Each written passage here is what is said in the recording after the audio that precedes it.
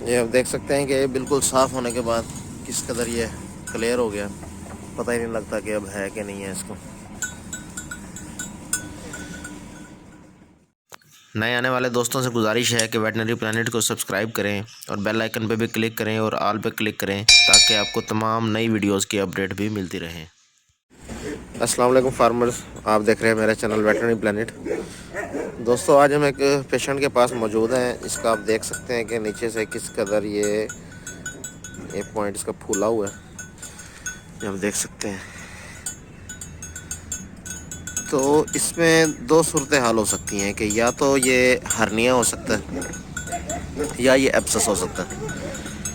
तो अगर तो ये बिल्कुल सॉफ्ट होगा और दबाने से ये पेट के अंदर चला जाएगा तो फिर ये हर्निया होगा। अगर ये हार्ड होगा और दबाने से अंदर नहीं जाता तो ये एब्सेस होगा, यानी कि इसमें पस वगैरह होगी। तो अभी हम इसको चेक करते हैं और देखते हैं इसके अंदर क्या सूरत हाल है।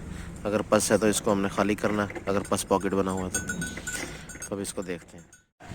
तो इसमें से अब ये एब्सेस था, इसको हमने चेक किया तो आप देख सकते हैं कि किस तरह से इसमें से पस निकल रही है।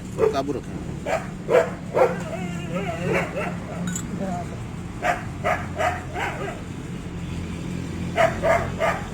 इसके लिए ग्लव्स हमें पहनने चाहिए, लेकिन अब चूँकि वो मौजूद नहीं है मौके पे, तो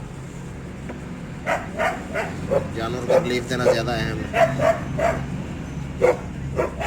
एक यहाँ भी छोटा सा बना हुआ है, ये भी बना हुआ है अलग से।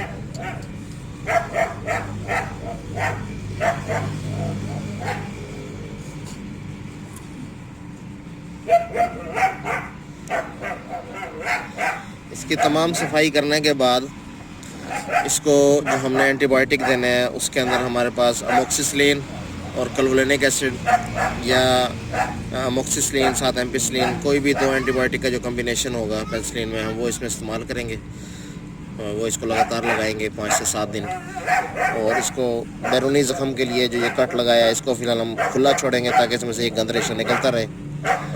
इस पर हम टेराजिन स्प्रे जो है, कोई भी एंटीसेप्टिक आप स्प्रे ले सकते हैं, वो इसके ऊपर करेंगे ताकि कोई मक्खी वगैरह पड़ने का ख़तरा ना हो और कीड़े वगैरह ना पड़े इसमें।